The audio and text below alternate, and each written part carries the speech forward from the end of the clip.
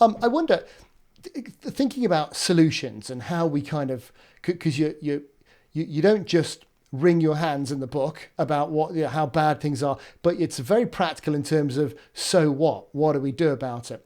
And I wonder if we can move into that aspect of the conversation. Right. You're right. You cannot talk about these issues without having, at least a chapter on solutions. Well, so I do hope that I can inspire men. Well, let me put it this way. Um, I have I have no aversion to appealing to their self-interest.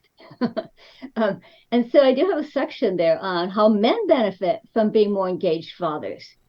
This is very recent research. For example, we've always known that when a woman gives birth, there's a rise in the hormone oxytocin, which is called the bonding hormone because it creates a sense of bonding with this newborn. God has given women this little biochemical boost, being more committed to their child because the child is so helpless.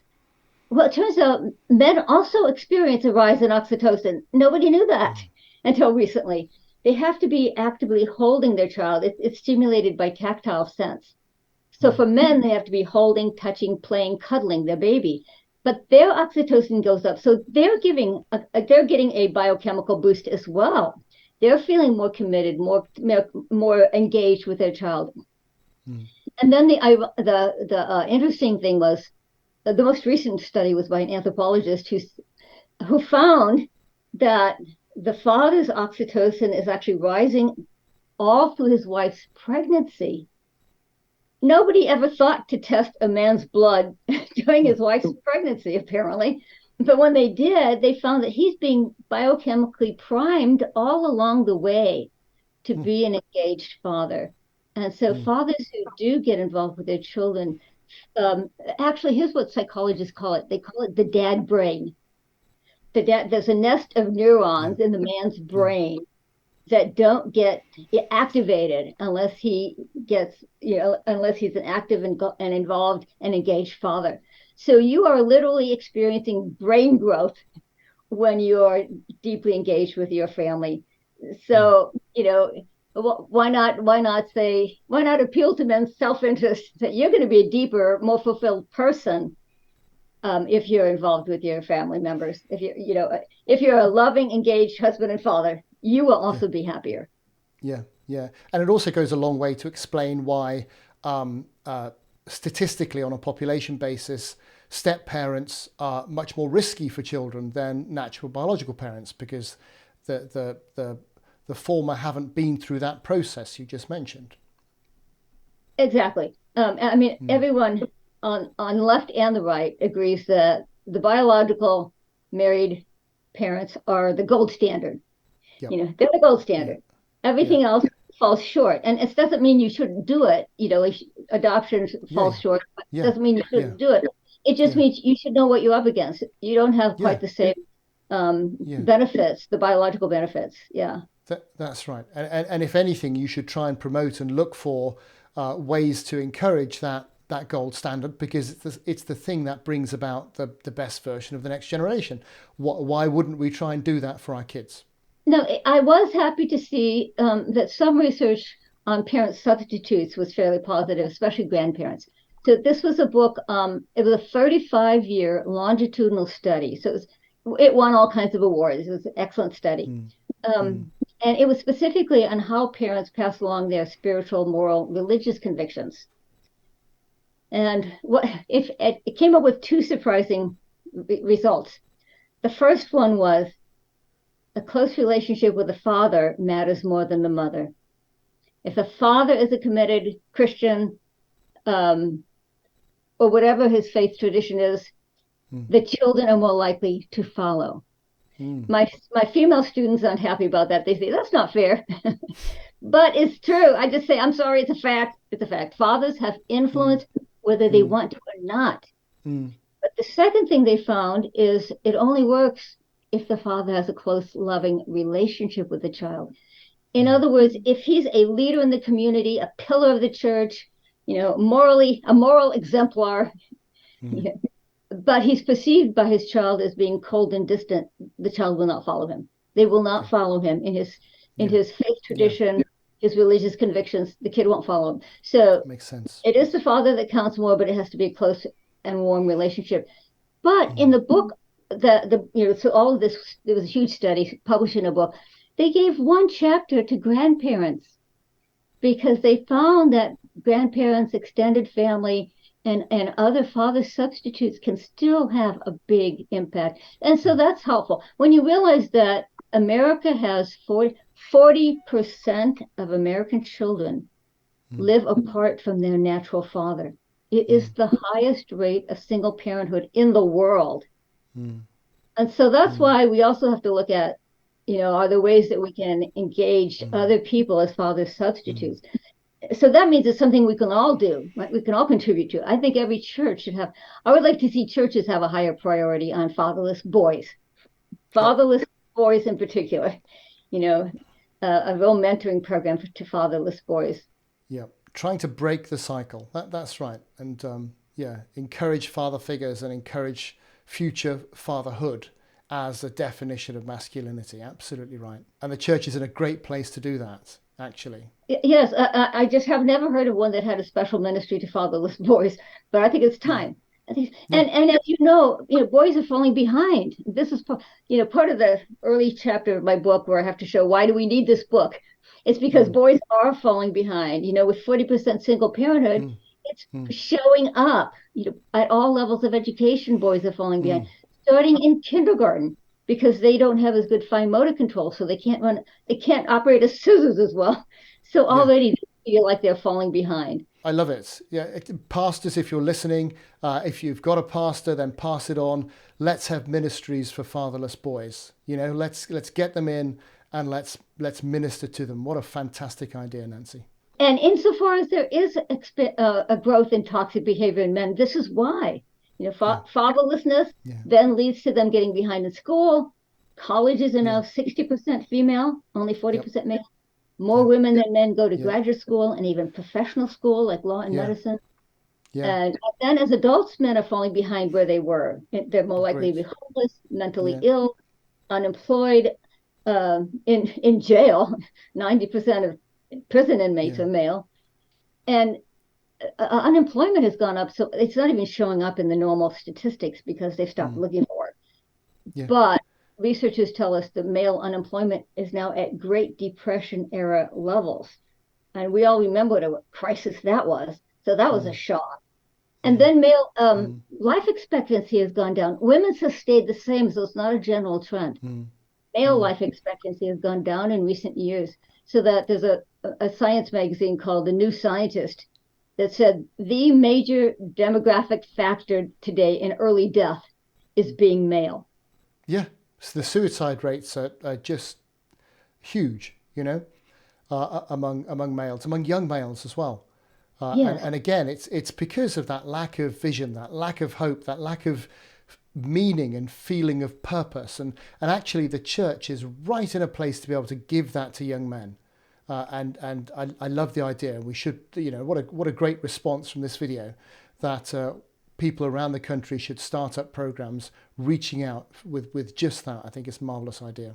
It is a long-term solution to any sort of toxic behavior in men. If you're concerned that men are not behaving well, the long-term solution is fathers fathering their children. I quote a psychiatrist who said, "We're not going to have a better class of men until we have a better class of fathers." Yeah. Everyone knows the next generation is going to shape the future. So if you're concerned about toxicity, that's where you should focus, is the next generation. Absolutely right. And wherever you're pastoring, wherever your church is, you can guarantee there's a bunch of fatherless boys that could do with some ministry. So that's a great idea. Nancy, tell us, what are you working on next? What's coming up for you?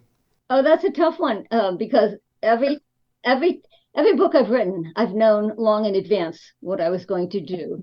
And this is the first time that I haven't known for sure what I'm going to do. So you can pray about this. God would give me direction. I'm really not quite sure. I am very concerned about the growth of sort of global corporations, transnational corporations, WEF, WHO, we're going towards a global society. What does that mean? Um, that I'm thinking whether maybe there's something in there to act on. There's a lot of neoconservative movements that keep springing up. It's kind of conservatism which embraces the idea of so-called gay marriage, and you think, well, that fundamentally attacks the kernel of conservatism, simply because, with it brings all sorts. Even though the numbers are tiny, yet you legislate for those tiny numbers with things like, surrogacy and all sorts of things like that, which shatter the fabric of society for everyone, and so they never really go anywhere because they refuse to tackle that kernel problem, if you like. Yes, and what people don't realize is, since I did write a book on that subject, Love Thy Body, I get this question a lot. And if people don't, Mm. they say, well, why don't you just let people live the way they want? Well, when laws are changed, it affects everyone. Everyone. That's the key point, isn't it? Yeah. Here in the States, when we had the Obergefell decision legalizing same-sex marriage, what it did was, up until then, marriage had been defined biologically. Yeah. I mean, a male and a female get together and have children. Mm. And what the Supreme Court said essentially was, no, biology doesn't play a role. It's just a matter of emotional connection. Huh. Well, we have lots of emotional connections. So which Yeah, yeah. ones qualify as marriage? Yeah. And who Yeah. decides? Essentially, the state decides then which ones Yeah. qualify as marriage. So it's a huge power grab by the state. Yeah. And meanwhile, the state no longer recognizes you and me as male and female. The state Yeah. recognizes you only by what you claim, Yeah. what you Yeah. identify as. Yeah. And so it has far-reaching implications for everybody, not Yep. just, like you said, that tiny minority who's directly involved. And even things like, well, okay, you remove the notion of consummating a marriage because there's no defined sex act for same-sex couples. Therefore, you remove the sex act completely from marriage. It's no longer about conjugal activity anymore. Suddenly, it's about who likes who. And once you've got that, you then have to teach it in the schools because, of course, it's an accepted form of marriage. Therefore, you have to teach all sorts of things to impressionable young children. And before you know it, you have the trans movement, which is nothing more than an extension of exactly the same thing. And we end up where we are today. Yeah, that's a good point. Not only do you lose legal rights. Here's how I put it in my book. To have a free society, you need to have the state needs to acknowledge certain rights as pre-political. The state doesn't create them; the state merely recognizes them. The right to life, for example, the state doesn't Yep. create that. You have the right to life just because you're made in God's image. You Yeah. have Yeah. the human. That's right. Yeah. But what abortion did is it said, no, some people are human, but not persons. So it said biology doesn't matter. Yep. And the parallel with marriage is a pre-political right. I mean, the state can help say, what age you have to be or whatever. It can regulate it, but the state did not create marriage. It's a natural biological phenomenon. And so marriage is a pre-political right. But with the Obergefell decision, with same-sex marriage, like you said, who cares about biology? The court has literally said, we're not going to acknowledge biology anymore. We're going to acknowledge just your emotional feelings. And so, in a sense, by getting rid of biology, we're actually losing rights because most of our pre-political rights are based on biology. Well, think of parenthood. Up until now, parenthood has always been seen as a pre-political right. Right? Yeah. It's a biological fact that women have babies, and men that men are fathers. Here's the irony of the situation. What do you think about this? Because once you recognize that each individual has this self, which is detached from their physical biology, their physicality, that there's something about the person which is detached from the physical. Well, that's just a godless soul by any other name. And so they've simply replaced one religion with another, which is so ironic. It is, and that's why a lot of people say it's kind of a throwback to ancient Gnosticism, Yeah, which is true. It is a throwback, and not just by the division. Now you've got some kind of a gender soul. You have this immaterial sense of self that's yeah, detached from the body. yeah. But in addition, the body is denigrated and demeaned as unimportant. And that's not always stressed enough. Gnosticism said the physical world is the place of death, decay, and destruction, and the goal of Mm, salvation is to escape from the physical mm, world. The mm, physical body was called the prison of the soul. Well, mm. what do you think? Have you ever read some of the activists, the transgender activists? They say things Yes. like, Yeah. my true self has nothing to do with my biology. Who Yeah. cares about my biology? Yeah. Uh, Yeah. BBC documentary featured a young girl who identified as non-binary, saying, "It doesn't matter what meat skeleton you've been born in. What matters Mm, is how you feel." mm, So the mm, body has been demoted to a meat skeleton that's not part mm, of your authentic self. Or I had to mm. read, of course, it's my job to read the academics so that what they say filters down. So there's a Princeton University professor who wrote what I think is the first academic level defense of transgenderism. And she said, and she acknowledges that it involves this self alienation, self disconnect, the Mm, person from the body. And then she says, but that's okay because after all, and these are her exact words, um, what the physical body tells us is nothing. It has yeah, no meaning at all. It yeah, has no yeah, meaning at all. So yeah, that's the part that people often miss is the denigration of the body. And that yeah. what Christians are saying is no, your body has dignity and value and Mm, significance. mm, It's Christians who are fighting for the dignity of the body, mm, which is mm. contrary to what most people think, right? Yeah. They think And, Christianity is Mary otherworldly. Harrington, so Mary Harrington's notion of meat Lego, that we're just a block of, she criticizes the attitude that we're a block of meat Lego, that you can just rearrange the bricks any way you want to, if you like.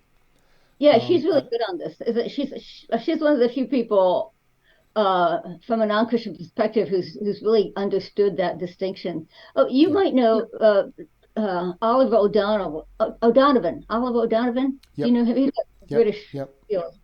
As far as I know, he was the first Protestant theologian. He right. wrote very early articles and little booklet on transgenderism, where he said it's the denigration of the body that is central to Yeah, transgenderism. He was the first person, I think, to see that. John Paul II, by the way, said so even earlier. He was the first with his theology of the body. So they were recognizing that, what's going to set Christians apart is not their view of the soul anymore, it's their view of the body.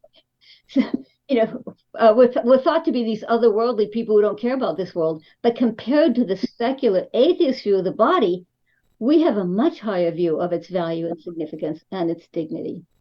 great, great point to finish. Listen, it's a real privilege to talk to you, Nancy, and I love your books, and I knew you'd be a lovely person.